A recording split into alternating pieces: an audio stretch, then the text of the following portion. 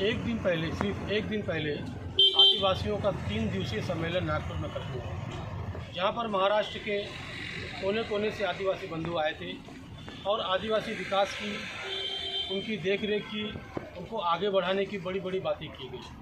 लेकिन उसके दूसरे ही दिन 18 नवंबर को एक घटना ऐसी घटती है कि सारे छात्र आकर के आदिवासी विकास ऑफिस के पास आकर के विद्रोह की भावना को लेकर विद्रोह ही बन करके सामने आते हैं और आरोप लगाते हैं कि एडमिनिस्ट्रेटिव सर्विस डिग्री कॉलेज जो कि नंदनवन में स्थित है, वहाँ पर एक आदिवासी बच्ची को एग्ज़ाम देने के लिए रोका गया। उसकी हॉल टिकट नहीं दी गई और उसे रोका गया। जब उन्होंने जाकर के शिकायत की दूसरे बच्चों ने, तब उसकी हॉल टिकट मिली। आइए पूरी जानकारी लेते हैं इन बच्चों से। क्या नाम है आपका? तुझं नाव काय बेटा? बाळकृष्ण बंडूजी गायकवाड।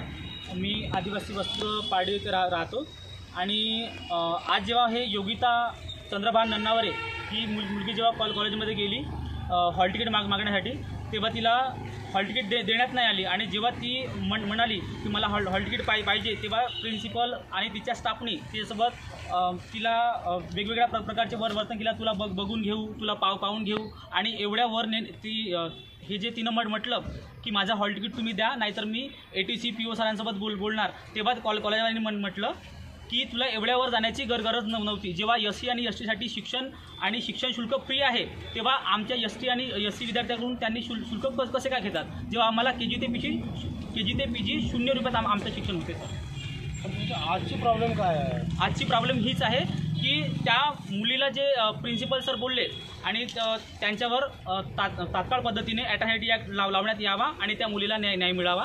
आणि असं आज त्या मुलीसोबत घडलं, उद्या जाऊन इतर मुलासोबत घडू नये, हीच माझी मागणी आहे। आदिवासी मुलगी शासकीय वसतिगृह नंदनवन इथे राहते आहे।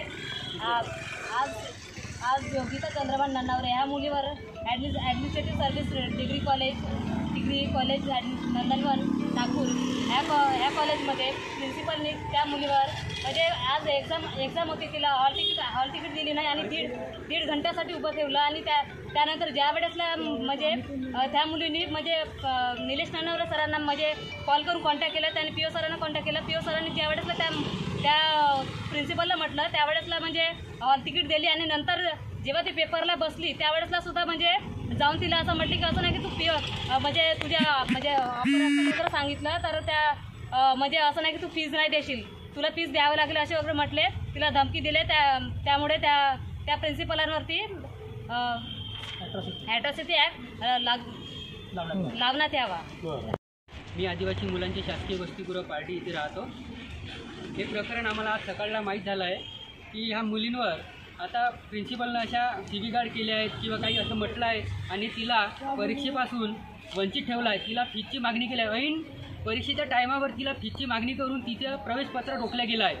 हे आम्हाला मान्य नाही आहे, कारण की अशा प्रवेशापासून किंवा शिक्षणापासून मुलींना वंचित ठेवणं हे कुठपर्यंत योग्य आहे। हे SC आणि STला आम्हाला सगळं शुल्क फ्री आहे, तरी पण आम्हाला या शिक्षणापासून वंचित ठेवलं जात आहे। तर आम्हाला माझी अशी मागणी आहे की PO सर किंवा ATC मॅडम यांनी त्या कॉलेजवर कारवाई करावी किंवा ॲट्रॉसिटी ॲक्ट लागू करावा आणि आम्हाला व सर्व मुलींना न्याय मिळवून द्यावा। माझं नाव भूषण कवडुजी श्रीराम आहे, मुक्काम पोस्ट गिरड, तहसील समुद्रपूर, जिल्हा वर्धा। मी आदिवासी मुलांची शासकीय वसतिगृह बांडे प्लॉट चौक सक्करदरा येथे राहतो। जे आमचं जे प्रकरण आहे, आज आम्हाला सकाळी माहीत पडलं योगिता नन्नावरे तिचा कुठेतरी पेपर असून तिला हॉल तिकीट नाही दिली, त्यानंतर तिला 1.5 तासांनी पेपरला बसवण्यात आलं। कारण हे बसवण्याचं कारण म्हणजे आमचे जे नितीन इसोकर साहेब यांनी आम्ही त्यांच्यासोबत कॉलवर बोललो आणि त्या कॉलनुसार त्या मुलीला हॉल तिकीट दिली आणि हॉल तिकीट देऊन तिला पेपरला बसवण्यात आलं। पण याच्या मागे हे कॉलेजची जे घुसखोरी आहे किंवा कोणते काही प्रकरणे आहेत, हे यांच्यावर नितीन इसोकर सरांनी याच्यावर ॲट्रॉसिटी ॲक्ट लागू करावा कॉलेजवर आणि ते कॉलेज बंद करण्याच्या चान्सेसवर यावं। आणि जे आता त्या पुरीवर घडलं असं दुसऱ्या पोरांवर घडू नये, हे पण सरांनी हे चांगलं केलं आहे। कारण आता जे सर, आम्ही त्यांचं एवढं धन्यवाद मानतो की जे सरांनी त्या मुलीला पेपरला बसण्याला संधी दिली, मदत केली, त्यानुसार पण आणखी विद्यार्थ्यांवर घडू नये हीच आमची मागणी आहे आणि त्या कॉलेजवर ॲट्रॉसिटी ॲक्ट लागू व्हावा हीच आम्ही अपेक्षा करतो। इन बच्चों की मांग एकदम जायज़ है कि जो प्रिंसिपल ने जो किया है इस कॉलेज में इनके साथ एक बच्ची के साथ जो घटना हुई है वो निंदनीय है, उसकी निंदा होनी चाहिए और आदिवासियों को जो मान सम्मान मिलना चाहिए उसे हर हाथ में मिलना चाहिए। अब देखना दिलचस्प होगा कि आदिवासी विभाग इस प्रकरण में क्या करता है। कैमरा पर्सन राहुल मड़ावी के साथ मैं राकेश यादव, नागपुर।